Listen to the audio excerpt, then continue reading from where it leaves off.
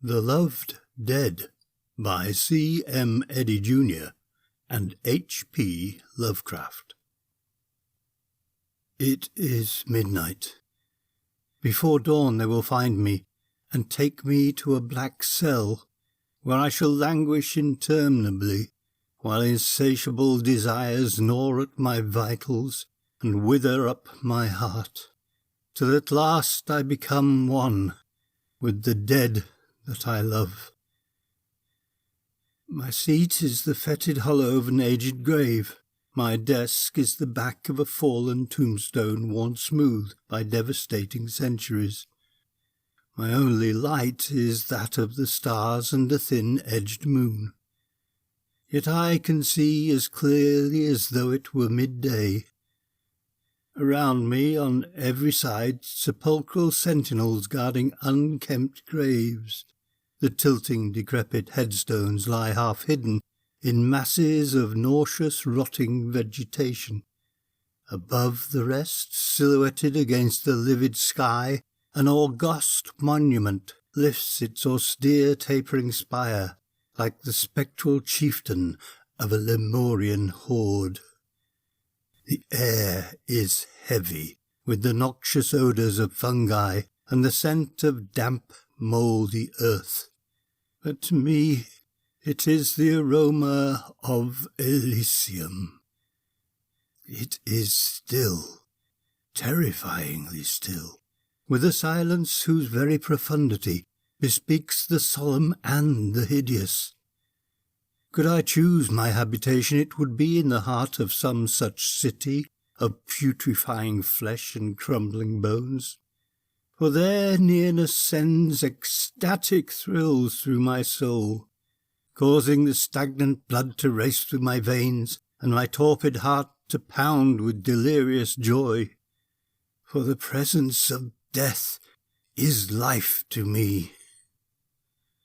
My early childhood was one of long, prosaic and monotonous apathy, strictly ascetic, wan, pallid, undersized, and subject to protracted spells of morbid moroseness. I was ostracized by the healthy, normal youngsters of my own age.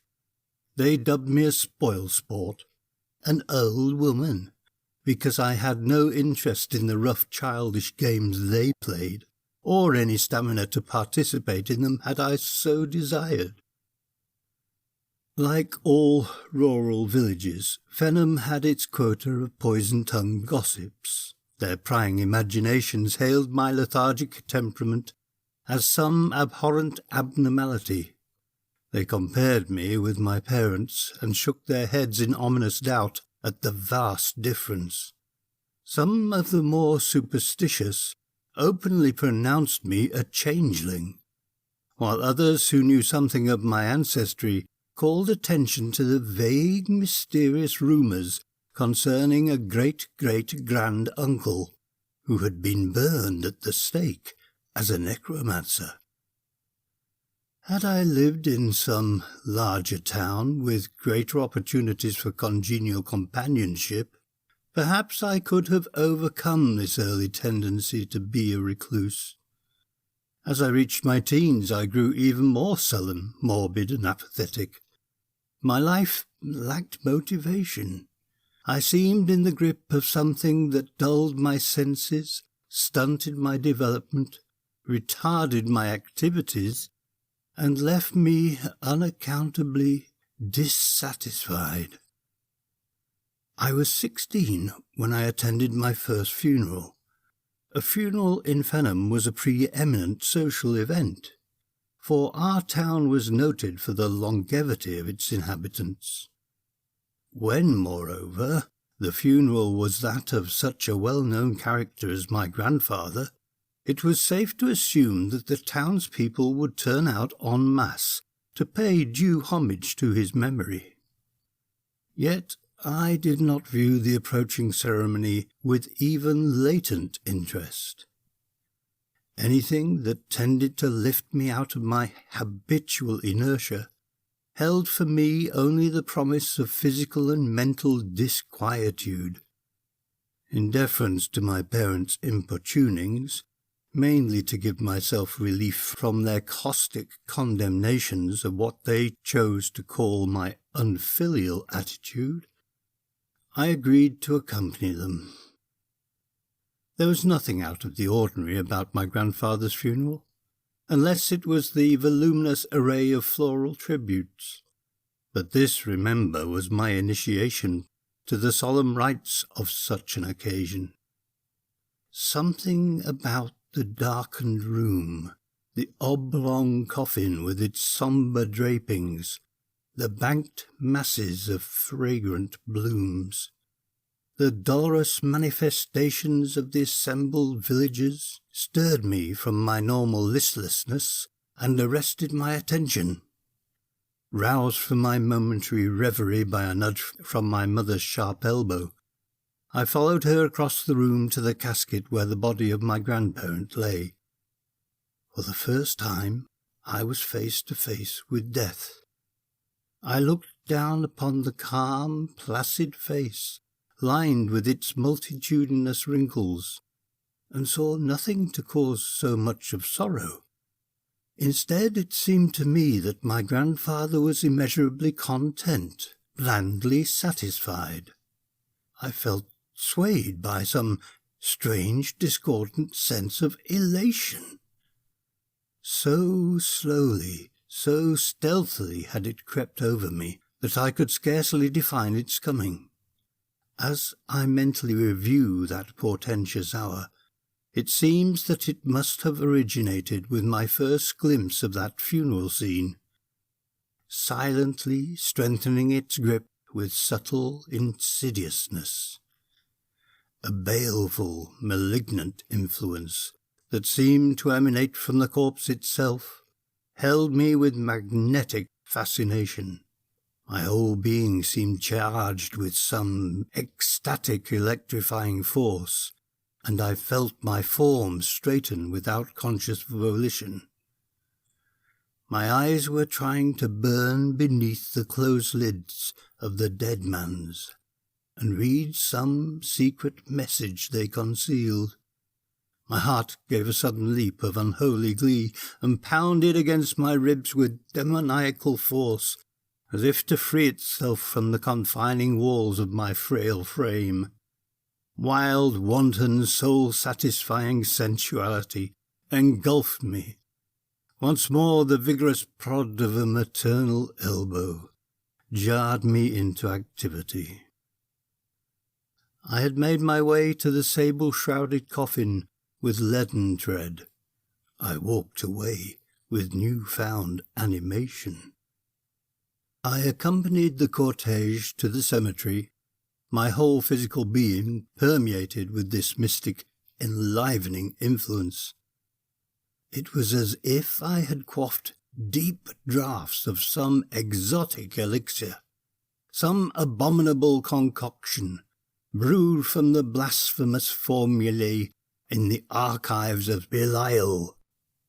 The townsfolk were so intent upon the ceremony that the radical change in my demeanour passed unnoticed by all save my father and mother. But in the fortnight that followed, the village busybodies found fresh material for their vitriolic tongues in my altered bearing. At the end of the fortnight, however, the potency of the stimulus began to lose its effectiveness. Another day or two and I had completely reverted to my old-time languor, though not to the complete and engulfing insipidity of the past. Before, there had been an utter lack of desire to emerge from the enervation. Now vague and indefinable unrest disturbed me. Outwardly I had become myself again, and the scandal-mongers turned to some more engrossing subject. Had they even so much as dreamed the true cause of my exhilaration, they would have shunned me as if I were a filthy, leprous thing.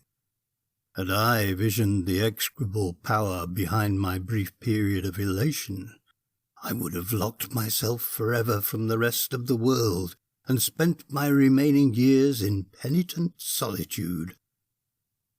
Tragedy often runs in trilogies, hence despite the proverbial longevity of our townspeople, the next 5 years brought the death of both parents. My mother went first, in an accident of the most unexpected nature, and so genuine was my grief that I was honestly surprised to find its poignancy mocked and contradicted by that almost forgotten feeling of supreme and diabolical ecstasy. Once more my heart leapt wildly within me. Once more it pounded at trip-hammer speed and sent the hot blood coursing through my veins with meteoric fervour. I shook from my shoulders the harassing cloak of stagnation, only to replace it with the infinitely more horrible burden of loathsome, unhallowed desire. I haunted the death chamber where the body of my mother lay, my soul athirst for the devilish nectar that seemed to saturate the air of the darkened room. Every breath strengthened me, lifted me to towering heights of seraphic satisfaction. I knew now that it was but a sort of drug delirium which must soon pass and leave me correspondingly weakened by its malign power. Yet I could no more control my longing than I could untwist the Gordian knots in the already tangled skein of my destiny. I knew, too, that through some strange satanic curse, my life depended upon the dead for its motive force, that there was a singularity in my make-up which responded only to the awesome presence of some lifeless clod. A few days later, frantic for the bestial intoxicant on which the fullness of my existence depended, I interviewed Fenham's sole undertaker, and talked him into taking me on as a sort of apprentice. The shock of my mother's demise had visibly affected my father. I think that if I had broached the idea of such outre employment at any other time, he would have been emphatic in his refusal. As it was, he nodded acquiescence after a moment's sober thought. How little did I dream that he would be the object of my first practical lesson. He, too, died suddenly, developing some hitherto unsuspected heart affliction. My octogenarian employer tried his best to dissuade me from the unthinkable task of embalming his body. Nor did he detect the rapturous glint in my eyes as I finally won him over to my damnable point of view. I cannot hope to express the reprehensible, the unutterable thoughts that swept in tumultuous waves of passion through my racing heart as I laboured over the lifeless clay. Unsurpassed love was the keynote of these concepts, a love greater, far greater, than any I had borne him while he was alive. My father was not a rich man, but he had possessed enough of worldly goods to make him comfortably independent. As his sole heir, I found myself in rather a paradoxical position. My early youth had totally failed to fit me for contact with the modern world, yet the primitive life of Fenham, with its attendant isolation, palled upon me. Indeed, the longevity of the inhabitants defeated my sole motive in arranging my indenture. After settling the estate, it proved an easy matter to secure my release, and I headed for Bayborough, a city some 50 miles away. Here my year of apprenticeship stood me in good stead. I had no trouble in establishing a favourable connection as an assistant with the Gresham Corporation, a concern that maintained the largest funeral parlours in the city. I even prevailed upon them to let me sleep upon the premises, for already the proximity of the dead was becoming an obsession. I applied myself to my task with unwonted zeal. No case was too gruesome for my impious sensibilities, and I soon became master at my chosen vocation. Every fresh corpse brought into the establishment meant a fulfilled promise of ungodly gladness, of irreverent gratification, a return of that rapturous tumult of the arteries which transformed my grisly task into one of beloved devotion. Yet every carnal satiation exacted its toll. I came to dread the days that brought no dead for me to gloat over, and prayed to all the obscene gods of the nethermost abyss to bring swift, sure death upon the residents of the city. Then came the nights when a skulking figure stole surreptitiously through the shadowy streets of the suburbs, pitch-dark nights when the midnight moon was obscured by heavy, lowering clouds. It was a furtive figure that blended with the trees and cast fugitive glances over its shoulder, a figure bent on some malignant mission. After one of these prowlings, the morning papers would scream to their sensation-mad clientele the details of some nightmare crime, column on column of lurid gloating over abominable atrocities, paragraph on paragraph of impossible solutions and extravagant conflicting suspicions. Through it all I felt a supreme sense of security. For who would for a moment suspect an employee in an undertaking establishment, where death was supposedly an everyday affair, of seeking surcease from unnameable urgings in the cold-blooded slaughter of his fellow beings?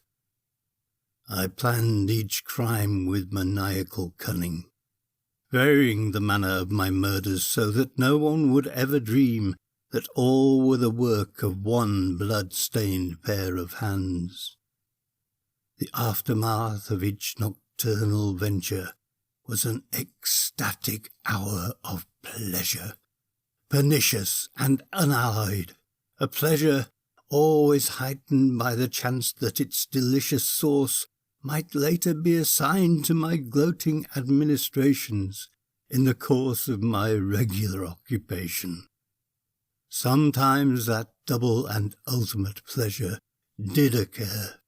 Oh, rare and delicious memory! During the long nights when I clung to the shelter of my sanctuary, I was prompted by the Mausolean silence to devise new and unspeakable ways of lavishing my affections upon the dead that I loved, the dead that gave me life.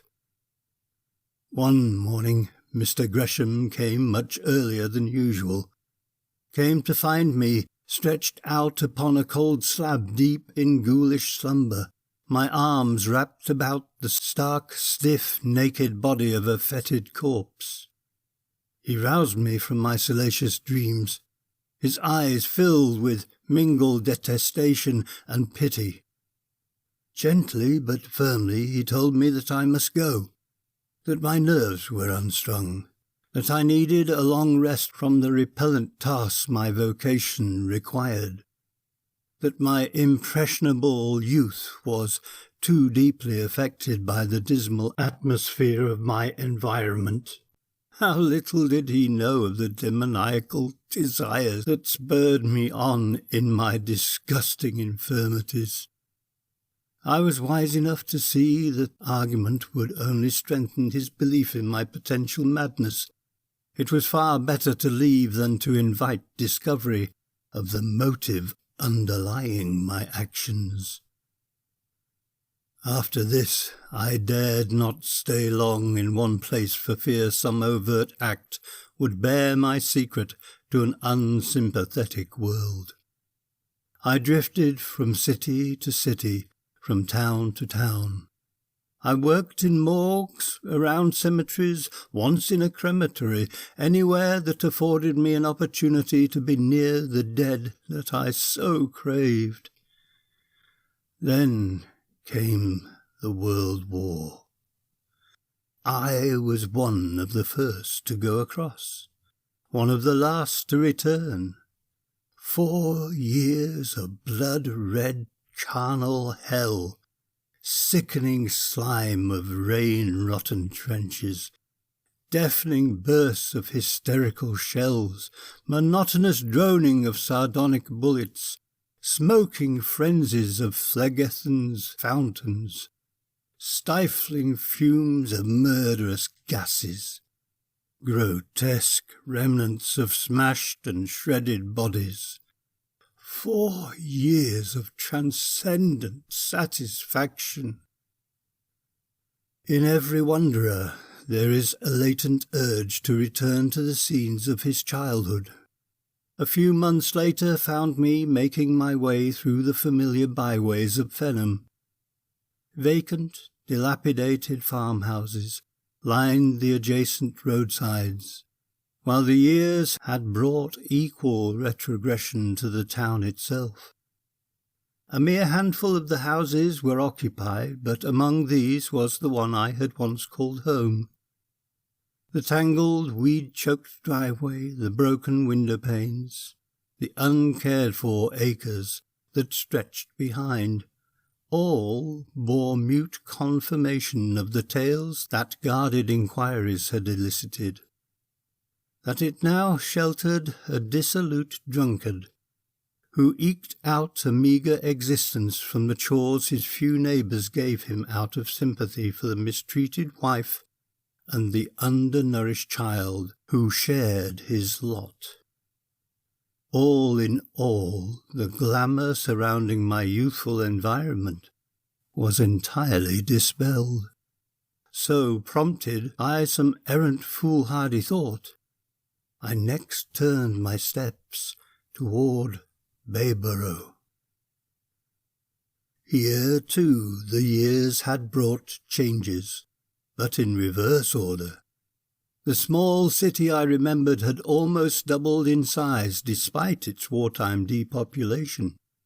Instinctively, I sought my former place of employment, finding it still there but with an unfamiliar name and successor too above the door, for the influenza epidemic had claimed Mr. Gresham, while the boys were overseas.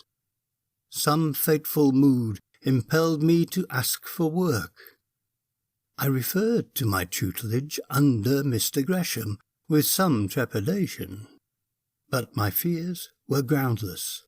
My late employer had carried the secret of my unethical conduct with him to the grave. An opportune vacancy ensured my immediate reinstallation.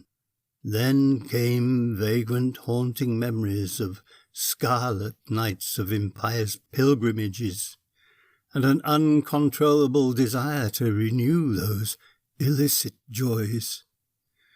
I cast caution to the winds and launched upon another series of damnable debaucheries. Once more the yellow sheets found welcome material in the devilish details of my crimes, comparing them to the red weeks of horror that had appalled the city years before. Once more the police sent out their dragnet and drew into its enmeshing folds nothing.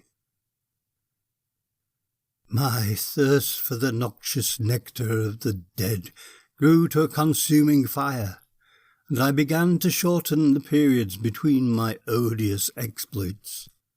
I realized that I was treading on dangerous ground, but demoniac desire gripped me in its torturing tentacles and urged me on. All this time, my mind was becoming more and more benumbed to any influence except the cessation of my insane longings. Little details vitally important to one bent on such evil escapades escaped me. Somehow, somewhere, I left a vague trace, an elusive clue behind. Not enough to warrant my arrest, but sufficient to turn the tide of suspicion in my direction. I sensed this espionage, yet was helpless to stem the surging demand for more dead to quicken my enervated soul. Then came the night when the shrill whistle of the police roused me from my fiendish gloating over the body of my latest victim, a gory razor still clutched tightly in my hand. With one dexterous motion, I closed the blade and thrust it into the pocket of the coat I wore. Nightsticks beat a lusty tattoo upon the door. I crashed the window with a chair, thanking fate I had chosen one of the cheaper tenement districts for my locale. I dropped into a dingy alley as blue-coated forms burst through the shattered door. Over shaky fences, through filthy backyards, past squalid ramshackled houses, down dimly lighted narrow streets I fled. I thought at once of the wooded marshes that lay beyond the city and stretched for 100 miles till they touched the outskirts of Fenham. If I could reach this goal, I would be temporarily safe.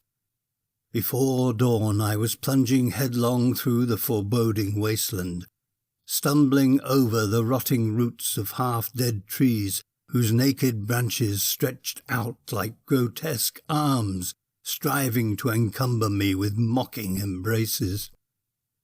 The imps of the nefarious gods to whom I offered my idolatrous prayers must have guided my footsteps through the menacing morass. A week later, wan, bedraggled and emaciated, I lurked in the woods a mile from Fenham. So far I had eluded my pursuers, yet I dare not show myself, for I knew that the alarm must have been sent broadcast. I vaguely hoped I had thrown them off the trail. After that first frenetic night, I had heard no sound of alien voices, no crashing of heavy bodies through the underbrush. Perhaps they had concluded that my body lay hidden in some stagnant pool, or had vanished forever in the tenacious quagmire. Hunger gnawed at my vitals with poignant pangs. Thirst left my throat parched and dry. Yet far worse was the unbearable hunger of my starving soul, for the stimulus I found only in the nearness of the dead. My nostrils quivered in sweet recollection. No longer could I delude myself with the thought that this desire was a mere whim of the heated imagination. I knew now that it was an integral part of life itself, that without it I should burn out like an empty lamp. I summoned all my remaining energy to fit me for the task of satisfying my accursed appetite. Despite the peril attending my move, I set out to reconnoitre, skirting the sheltering shadows like an obscene wraith. Once more I felt that strange sensation of being led by some unseen satellite of Satan, yet even my sin-steeped soul revolted for a moment when I found myself before my native abode, the scene of my youthful hermitage. Then these disquieting memories faded. In their place came overwhelming lustful desire. Behind the rotting walls of this old house lay my prey. A moment later I had raised one of the shattered windows and climbed over the sill. I listened for a moment, every sense alert, every muscle tensed for action. The silence reassured me. With cat-like tread I stole through the familiar rooms until stertorous snores indicating the place where I was to find surcease from my sufferings. I allowed myself a sigh of anticipatory ecstasy as I pushed open the door of the bedchamber. Panther-like, I made my way to the supine form stretched out in drunken stupor. The wife and child, where were they? Well, they could wait. My clutching fingers groped for his throat. Hours later I was again the fugitive, but a new-found stolen strength was mine. 3 silent forms slept to wake no more. It was not until the garish light of day penetrated my hiding-place that I visualized the certain consequences of my rashly purchased relief. By this time the bodies must have been discovered. Even the most obtuse of the rural police must surely link the tragedy with my flight from the nearby city. Besides, for the first time I had been careless enough to leave some tangible proof of my identity. My fingerprints on the throats of the newly dead. All day I shivered in nervous apprehension. The mere crackling of a dry twig beneath my feet conjured mental images that appalled me. That night, under cover of the protecting darkness, I skirted Fenham and made for the woods that lay beyond. Before dawn came the first definite hint of renewed pursuit, the distant baying of hounds. Through the long night I pressed on, but by morning I could feel my artificial strength ebbing. Noon brought once more the insistent call of the contaminating curse, and I knew I must fall by the way unless I could once more experience that exotic intoxication that came only with the proximity of the loved dead. I had travelled in a wide semicircle. If I pushed steadily ahead, midnight would bring me to the cemetery where I had laid away my parents years before. My only hope, I felt certain, lay in reaching this goal before I was overtaken. With a silent prayer to the devils that dominated my destiny, I turned leaden feet in the direction of my last stronghold. God! Can it be that a scant 12 hours have passed since I started for my ghostly sanctuary? I have lived an eternity in each leaden hour, but I have reached a rich reward. The noxious odours of this neglected spot are frankincense to my suffering soul. The first streaks of dawn are greying the horizon. They are coming. My sharp ears catch the far-off howling of the dogs. It is but a matter of minutes before they find me and shut me away forever from the rest of the world, to spend my days in ravaging yearnings, till at last I join the dead that I love. They shall not take me. A way of escape is open. A coward's choice, perhaps, but better, far better, than endless months of nameless misery. I leave this record behind me, that some soul may perhaps understand why I make this choice. The razor. It has nestled forgotten in my pocket since my flight from Bayborough. Its blood-stained blade gleams oddly in the waning light of the thin-edged moon. One slashing stroke across my wrist, and deliverance is assured. Warm, fresh blood spatters grotesque patterns on dingy, decrepit slabs. Phantasmal hordes swarm over the rotting graves. Spectral fingers beckon me on. Ethereal fragments of unwritten melodies rise in celestial crescendo. Distant stars dance drunkenly in demoniac accompaniment. 1,000 tiny hammers beat hideous dissonances on anvils inside my chaotic brain. Grey ghosts of slaughtered spirits parade in mocking silence before me. Scorching tongues of invisible flame sear the brand of hell upon my sickened soul. I can write no more.